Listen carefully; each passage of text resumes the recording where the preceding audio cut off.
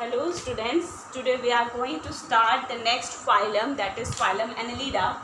So we will start with the general features of the Annelida. Annelida के क्या general features है हम लोग सबसे पहले वो देखेंगे, and then we will cover 3 different examples of Annelida, that is earthworm, Nereis and leech. हम लोग वो देखेंगे. Okay. So starting with this Annelida, they are very well segmented body. इनकी जो बॉडी है उसमें बहुत सारे सेगमेंट्स पाए जाते हैं. मतलब सेगमेंट्स ऐसे हैं जो बाहर से भी हमें दिखते हैं, कुछ इंटरनल्स भी होते हैं, एक्सटर्नल भी होते हैं. तो we can say that they are very well segmented body, और इसी को बोल सकते हैं कि they show metamerism. Okay, these are worm like organism, worm की तरह ऑर्गेनिजम्स होते हैं. इनकी बॉडी जो होती है that is bilaterally symmetrical, that means only one plane can divide the body into equal half.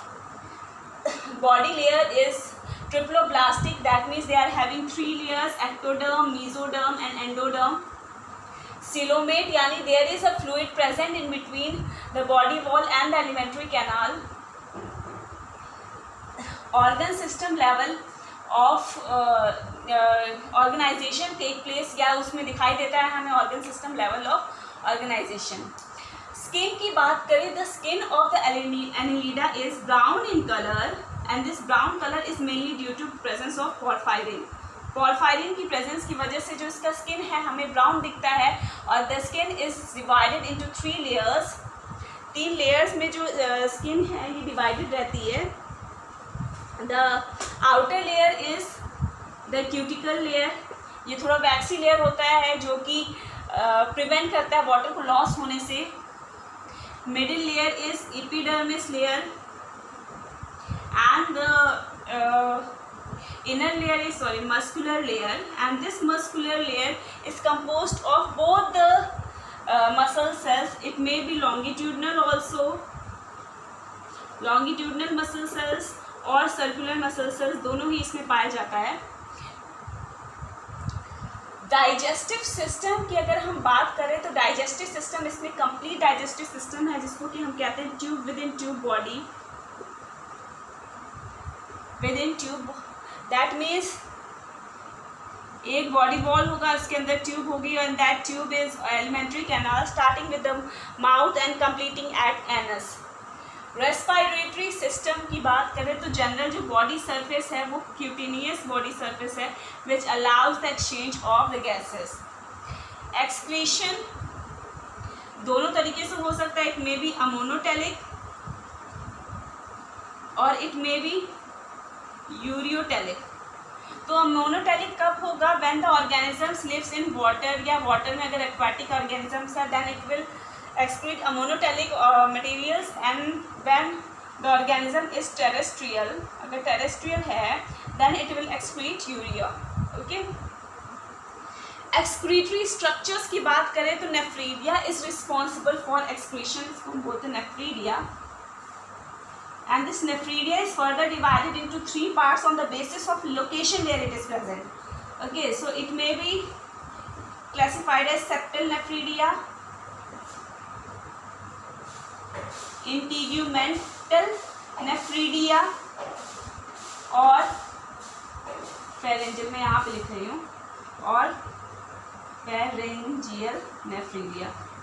तो ये जो नेफ्रीडिया है ये 3 टाइप्स में डिवाइडेड है on the basis of location जहाँ पे भी प्रेजेंट रहता है.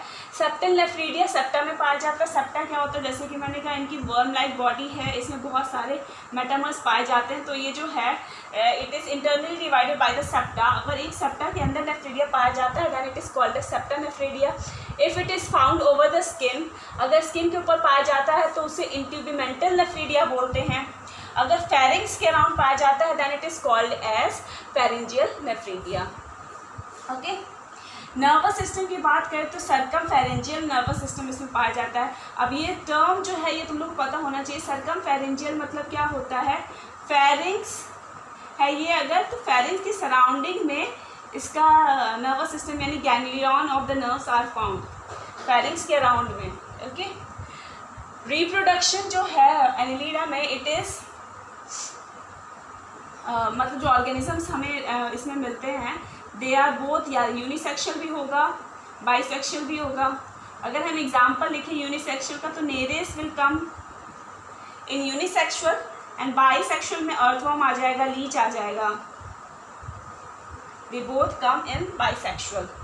आइदर मतलब हालांकि बाईसेक्सुअल ऑर्गेनिजम्स जो हैं they have both the sexes, male और फीमेल दोनों ही पाया जाता है, लेकिन दे फेवर क्रॉस फर्टिलाइजेशन. उसमें क्रॉस फर्टिलाइजेशन के चांसेस ज़्यादा होते हैं. क्यों क्रॉस फर्टिलाइजेशन के चांसेस ज़्यादा होते हैं? Because they undergo प्रोएंड्री.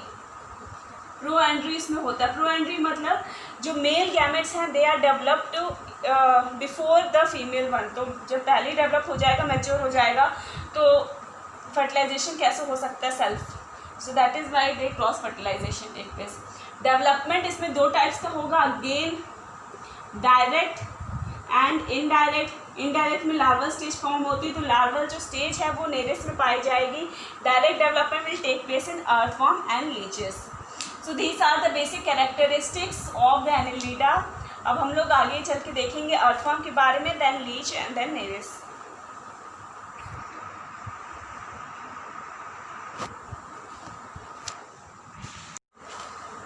Okay, now we will be studying about the earthworm and the examples of Annelida. तो सबसे पहले हम earthworm देखेंगे. You all know that the scientific name of earthworm is Pheretima posthuma. Pheretima posthuma is the scientific name of earthworm. It shows both the type of segmentation. यानी internal भी segmentation मिलता है इसमें, बाहर से भी सेगमेंटेशन दिखाई देता है. तो जो इंटरनल सेगमेंट है, जो अंदर पे पाया जाता है, that is called as septa, and the outer one is called as annuli. Okay, तो ये हमें पता होना चाहिए कि अर्थवर्म के इंटरनल सेगमेंट को हम सेप्टा बोलते हैं, एंड द आउटर सेगमेंट जो हमें बाहर से दिखता है that is annuli. Okay, the number of segments in earthworm is fixed. number of segment fixed है, इसमें 100 to 120 होता है. फर्स्ट सेगमेंट जो अब मैं इसमें 100 to 120 में पूरा नहीं बनाऊंगी, but I am making till 18-19 तक है. 19-20 तक मैंने बना दिया है, क्योंकि मोस्ट ऑफ द इम्पॉर्टेंट जो कैरेक्टर्स हैं, फीचर्स हैं, वो इतने में आ जाएगा. हम फर्स्ट और लास्ट भी देखेंगे एक बार. जो फर्स्ट सेगमेंट है, this first segment is having the mouth region. तो ये फर्स्ट सेगमेंट को मैंने यहाँ पे थोड़ा सा जूम करके बना दिया है ताकि समझने में थोड़ा इजी हो. This first segment is called as peristomium and it is having mouth which is enveloped or which is enclosed bye. ये ऊपर हाफ थोड़ा रीजन में इस तरह से पाया जाता है, which is also called as prostomium. Okay, तो ये हैंग करता है एक्चुअली माउथ को. तो तीन चीज़ हमें याद रखनी है अर्थवर्म में. तो पहला सेगमेंट है, the first segment is having mouth region, और जो पहला सेगमेंट है उसको हम क्या बोलते हैं? Peristomium. Okay, now this mouth is hanged by prostomium. Stomium मतलब ही क्या होता है कि होल या फिर पोर. तो ये माउथ का पोर है, माउथ का ओपनिंग है, which is found in the first segment. Okay, last segment जो है, ये अगर जो लास्ट सेगमेंट है इसको हम बोलते हैं एनल सेगमेंट, एंड इसमें कोई tail, no tail is found in this. Okay, now 14th, 15th, 16th segment. 14th, 15th, 16th segment में यहाँ पे एक कवरिंग टाइप की, इस टाइप से कुछ कवरिंग मिलती है जिसको कि हम कहते हैं क्लाइटेलर. ठीक है, which is called as clitellar या क्लाइटेलम. सॉरी, स्पेलिंग थोड़ा गलत है, मैं इसको फिर से करेक्ट कर दूँ. क्लाइटेलम. अब इस क्लाइटेलम का क्या यूज़ है? ये क्लाइटेलम एक सैक लाइक स्ट्रक्चर है जो कि 14, 15, 16 सेगमेंट के ऊपर ही पाया जाता है, और ये फॉर्म करता है कुकून. कुकून क्या, इस टाइप से एक बैग टाइप का स्ट्रक्चर बना लेगा जिसके अंदर फर्टिलाइजेशन होता है अर्थवर्म का.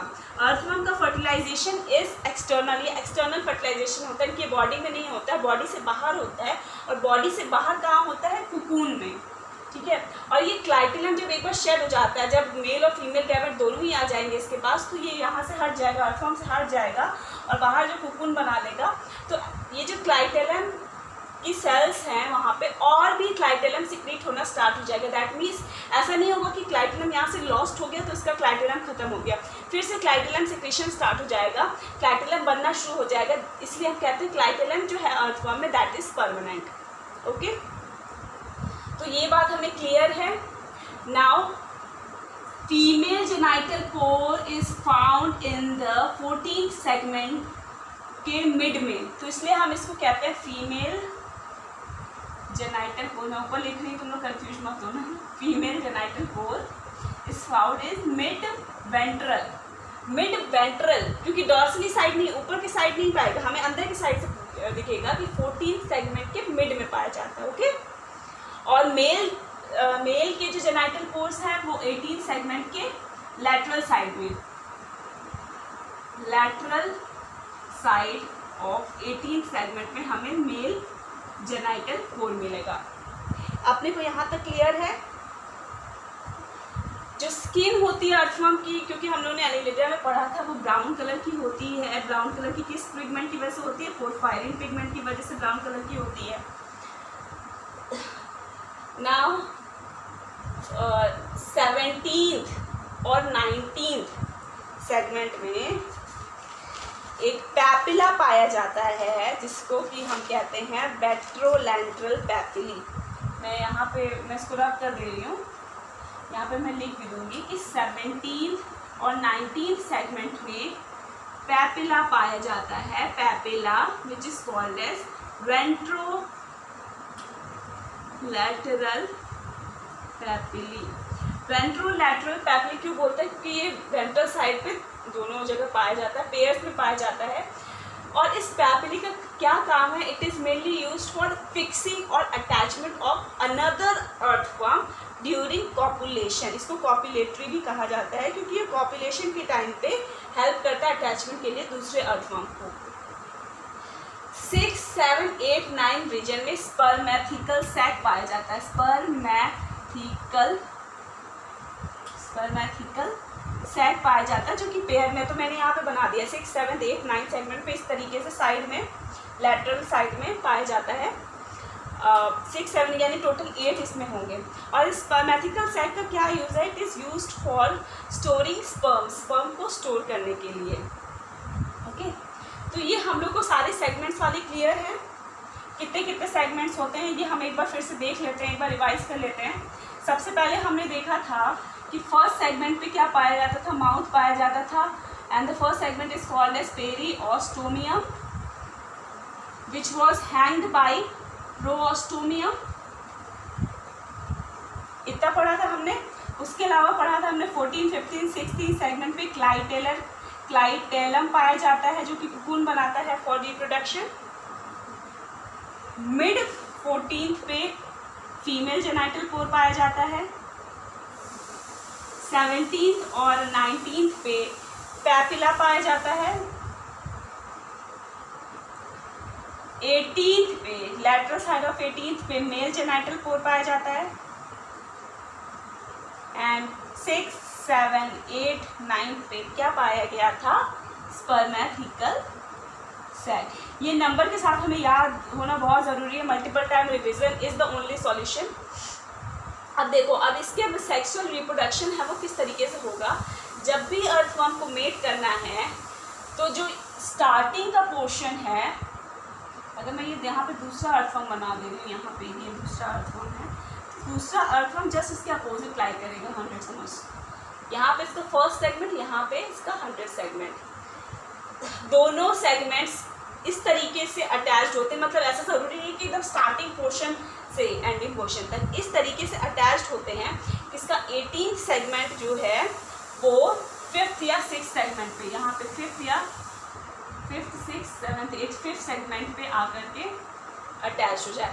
क्यों 5th सेगमेंट? मैं इसको इधर से बना दे रही हूँ। 5th सेगमेंट पे 6, 7, 8 5th सेगमेंट पे ये अटैच हो जाए। क्यों? ताकि एक अर्थवर्म का ये जो 8th रीजन है ये क्या है? Mail genital core. तो मेल जेनाइटल कोर से क्या निकलेगा? स्पर्म निकलेगा। ये स्पर्म कहाँ जाकर के स्टोर हो जाएगा? 5, 6, 7 सेगमेंट पे क्या था? 6, 7, 8, 9 सेगमेंट पे क्या था? स्पर्मेथिकल ये कोर या स्पर्मेथिकल सैक कह सकते हो। तो ये स्पर्मेटिकल सैक क्या करता है, 6 7 8 9, ताकि यहाँ पे जो स्पर्म्स है वो स्टोर हो जाए। ओके, सिमिलरली ये उसके बाद ये अपोजिट डायरेक्शन में मूवमेंट स्टार्ट करेगा। जैसे ही ये अपोजिट डायरेक्शन मूवमेंट स्टार्ट करेगा तब तक ये सारे के सारे स्पर्म जो सैक्स हैं ये दोनों के कॉम्प्लीमेंट्री, ये वाला जो स्पर्म है अर्थवर्म ए अर्थवर्म बी, अर्थवर्म ए भी अपना स्पर्म अर्थवर्म बी को देगा और बी भी ए को देगा। ठीक है, जब दोनों ही एक दूसरे को दे देंगे तो फीमेल जेनाइटल पोर ये मूव करेगा, स्पर्म जो है वो इस तरह से मूव करने लगता है and it will move towards the female genital pore। अब फीमेल जेनाइटल पोर पे क्या है, क्लाइटिलम प्रेजेंट है, एग रिलीज होगा इससे, तो ये फीमेल गैमेट्स हो गया, इसके पास स्पर्म भी हो गया। तो क्लाइटल जो रीजन है, जब इसके पास दोनों चीज़ आ जाएगी, स्पर्म और एग आ जाएगा, तो ये कुकून बना लेगा जिसमें मेल और फीमेल आ जाएगा and the fertilisation will take place inside this cocoon. तो मतलब तुम लोग समझो कि इस तरीके से, अगर तुम लोग इस तरीके से बोलो तो इस तरीके से अर्थवर्म जैसे अटैच्ड है एक दूसरे से। रेड कलर वाला जो अर्थवर्म है इसने अपना स्पर्म इसको दिया, ब्लैक कलर वाले ने इसको दिया। अब ये दोनों मूव कर रहे हैं, कब तक मूव करेंगे, जब तक ये दोनों स्पर्म जो चारों के चारों स्पर्मेटिकल सैक है वो भर न जाए। वंस इट इज़ इनक्लोज्ड ये एक दूसरे से सेपरेट आउट हो जाएंगे। अब क्या होगा, जो क्लाइटिलम रीजन है उसके पास मेल आ जाएगा, फीमेल आ जाएगा और फिर उसका फर्टिलाइजेशन हो जाएगा। सो अर्थवर्म के लिए इतना बहुत है। अब हम लीच और नेरिस देखेंगे।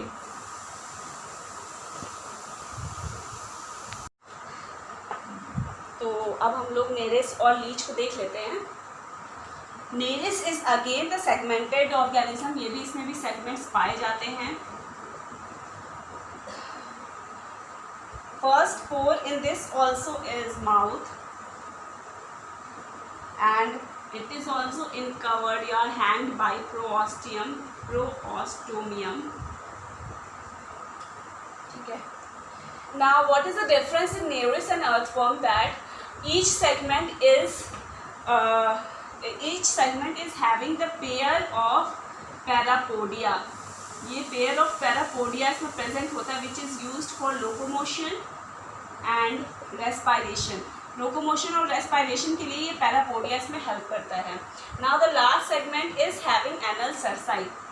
Anal cerci is mainly used for sensing, sensing के लिए यूज़ होता है। और सेंसिंग के लिए कौन चीज़ होता है, जैसे कि ये मैंने बोला पूरा ये वो हेड वाला रीजन है, सॉरी माउथ वाला रीजन है। दिस सेगमेंट इज प्रोऑस्टियम वाले रीजन पे, एक तो माउथ प्रेजेंट है, उसके ऊपर प्रोऑस्टियम वाले रीजन पे क्या प्रेजेंट है, there is the presence of 2 pairs of eyes, rudimentary eyes, 2 pairs of rudimentary eyes present है and there is also presence of prostomium tentacles, prostomium tentacles भी प्रेजेंट है इसमें। प्लस इसमें प्रोस्टोमियल पैल्पे, इस टाइप से प्रोजेक्शन प्रेजेंट है जो टेंटिकल्स के जस्ट नीचे है। तो ये रीजन जो है वो माउथ वाले के रीजन पे प्रेजेंट है। तो ये सारे के सारे जो पार्ट्स है, for example this tentacles, palpae and this anal cirri, this all are used as a sense organ, sensory के लिए की तरह से यूज़ होता है। ओके, और Nereis is mainly marine animal, marine यानी सी वाटर में ये पाया जाता है। 2 काम है इसका, एक तो ये सेक्सुअल रिप्रोडक्शन, अगर रिप्रोडक्टिव फेज में तो किस तरीके से बिहेव करेगा और नॉन रिप्रोडक्टिव में तब किस तरीके से बिहेव करेगा। तो अगर ये रिप्रोडक्शन फेज में नहीं है, in that case in functions as burrowing, burrowing करता है ये कहाँ पे, deep beneath the ocean, ocean के बीनीथ में ये बरोइंग करता है। और इसका जो सेक्सुअल फॉर्म है, अगर ये सेक्सुअल रिप्रोडक्शन के मोड में आ रहा है, in that case what happens, they exhibit a very different phenomena. ये इसका बहुत ही इंपॉर्टेंट फिनोमिना है, तुम लोग को बहुत अच्छे तरीके से पता होना चाहिए कि ये अपने आप को सेक्सुअल फॉर्म में कन्वर्ट कर देता है। तो सेक्सुअल फॉर्म में कैसे कन्वर्ट करता है, इसका जो हाफ बॉडी है वो एसेक्सुअल ही रहता है और हाफ को ये कन्वर्ट कर देता है सेक्सुअल फॉर्म में। तो ये जो हाफ एसेक्सुअल है that is called as atoke, atoky या एटोक, व्हाटएवर यू प्रोनाउंस। और जो सेक्सुअल फॉर्म है दैट बिकम्स एपिटोपी। ठीक है, ये जो प्रोसेस है conversion of the whole sexual body to half asexual and half sexual, इसको हम एक टर्म देते हैं that is called as epitoky. ये बहुत ही इंपॉर्टेंट फिनोमिना है नेरिस में। डेवलपमेंट की अगर हम बात करें तो डेवलपमेंट इसमें इनडायरेक्ट होता है, हमने पहले भी देखा था, लार्वा उसमें फॉर्म होता है और नेरिस का जो लार्वा है उसको हम बोलते हैं trochophore, that is called as trochophore. तो आई होप ये नेरिस वाला क्लियर है। इसकी बॉडी भी सेगमेंटेड होती है, बस इसमें क्या डिफरेंस है, it is having the pair of parapodia. This parapodia helps in locomotion, respiration, mouth present है which is hanged by prostomium. This prostomium is having 2 pair of rudimentary eyes, tentacles present है, prostomium palpae present है जो कि sensing में ही help करता है, plus anal cirrus is also present which is use for sensing. Normal phase में, ए sexual phase में ये बरोइंग का काम करता है, ओशन के एकदम डीप में जा कर के बरोइंग करता है जब ये रिप्रोड्यूस नहीं कर रहा होता है, बट रिप्रोडक्शन के टाइम पे ये खुद को सेक्सुअली फॉर्म में कन्वर्ट कर देता है जिसमें हाफ बॉडी इसकी ए सेक्सुअली रहती है जिसको कि हम एटोक बोलते हैं, and half body converts it in sexual form which is called as epitoky. इसी फिनोमिना को हम बोलते हैं एपिटोकी। एंड इनडायरेक्ट डेवलपमेंट होता है, लार्वा जो होता है इसको हम ट्रोकोफोर बोलते हैं। ना coming on to the leech की बॉडी भी सेगमेंटेड होती है, इसमें 33 सेगमेंट्स पाए जाते हैं। 2 पोर्स प्रेजेंट होते हैं, एक एंटीरियर एंड पे, एक पोस्टीरियर एंड पे। जो एंटीरियर एंड पे पोर है उसको हम ओरल सकर बोलते हैं, पोस्टीरियर एंड पे जो पोर है उसको हम पोस्टीरियर सकर बोलते हैं। इसमें कोई भी परमानेंट क्लाइटेलम नहीं पाया जाता, मतलब क्लाइटेलम इसमें इस तरीका पाया जाता है, इस तरीके से क्लाइटेलम पाया जाता है, बट क्लाइटेलम सिर्फ तभी बनता है जब रिप्रोडक्शन होने वाला होता है और रिप्रोडक्शन के बाद ही ख़त्म हो जाता है, इसलिए हम इसे कहते हैं कि परमानेंट क्लाइटेलम नहीं है। एंड लीच में एक बहुत ही इंपॉर्टेंट फिनोमिना है, इसकी सलाइवा में एंटीकोआगुलेंट पाया जाता है। हम लोग बोलते हैं ना कि ये जोक है, ये लीच है, खून चूसता है। वो क्यों खून चूसता है? Because it saliva is having anticoagulant. ये ब्लड को कोआगुलेट नहीं करता है, तो ये ब्लड से अपना न्यूट्रिशन लेता है। तो ये इतना लेज़ी ऑर्गेनिज्म है ना, इतना धीमे धीमे काम करता है। तो कई क्या ना तुम लोग नोट करते होगे कि कभी कि चल रहा है तो बहुत धीमे चलता है। अगर ये हमारी बॉडी पे या किसी भी एनिमल की बॉडी पे स्टिक हो गया तो ये उससे अपना ब्लड, उससे जो है वो ब्लड चूसने लगता है, क्योंकि इसके पास शक्कर प्रेजेंट है, तो उससे ये ब्लड खुद एक्सट्रैक्ट कर लेता है। तो अगर ये किसी भी एनिमल की बॉडी पे स्टिक होगा तो ऑब्वियसली अगर हमारी बॉडी पे कोई चीज़ चिपकी हुई है, हमारी बॉडी से कुछ चूस रही है, तो ऑब्वियसली हमें फील होगा, तो हम उसे तुरंत हटा देंगे और ये अपना जो फूड है वो ले नहीं पाएगा। तो इसलिए इनकी बॉडी में ना एक और चीज़ पाई जाती है, दैट इज़ एनेस्थीसिया। एंटीकोगुलेंट जो मिलता है दैट इज़ हीरोडीन। एनेस्थीसिया भी पाया जाता है कि ये अगर जिस भी बॉडी पे चिपके तो पहले ये एनेस्थीसिया दे देता है, यानी उस पर्टिकुलर रीजन पे फील ही नहीं होगा कि कोई ऑर्गेनिज्म चिपका हुआ है या भी ब्लड खींच भी रहा है। कुछ टाइम के बाद जब ये बॉडी से अपना ये पूरा जो इसका सैक है, जब ये पूरा ब्लड से भर जाता है तो ये छोड़ देता है उसकी बॉडी को। तो कुछ टाइम बाद जब ये बॉडी से निकल जाता है, जब इस एनेस्थीसिया का इफेक्ट ख़त्म हो जाता है, तब हमें रियलाइज़ होता है कि हाँ भाई हमारी बॉडी पे कुछ चिपका था, हमारी बॉडी से किसी ने ब्लड एक्सट्रैक्ट किया है, लेकिन उस टाइम तक नहीं पता चल पाता है जब तक ये बॉडी में रहता है, मतलब अटैच्ड रहता है। ओके, तो अब ये अगर हम बात करें कि लीच का मेडिसिनल यूज़ क्या है, अगर हम मेडिकल टेक्नोलॉजी की बात करें तो वहाँ पे क्या यूज़ है, तो एक टर्म है फ्लियोबोटोमी। अब ये फ्लियोबोटोमी क्या है? तुम लोग सोच रहे हो कि लीच कैसे यूज़ में आता है, ये तो खून चूसता है। तो भाई ये लीच जो है ये फ्लियोबोटोमी में यूज़ होता है। कैसे यूज़ होता है? कभी इनकेस अगर ट्यूमर डेवलप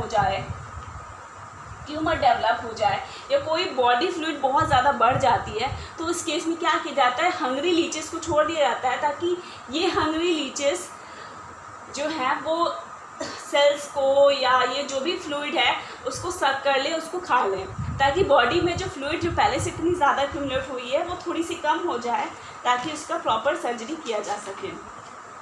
ओके, सिलोम पाया जाता है इसमें, एक्सक्रीटरी, रिप्रोडक्टिव, इतना बहुत ज़्यादा डिटेल में जाने की जरूरत नहीं है, दिस मच इज सफिशिएंट। तो I hope you are clear with earthworm, Nereis और लीच। इसमें कोई भी डाउट हो तो please do message me. Okay, thank you, bye bye.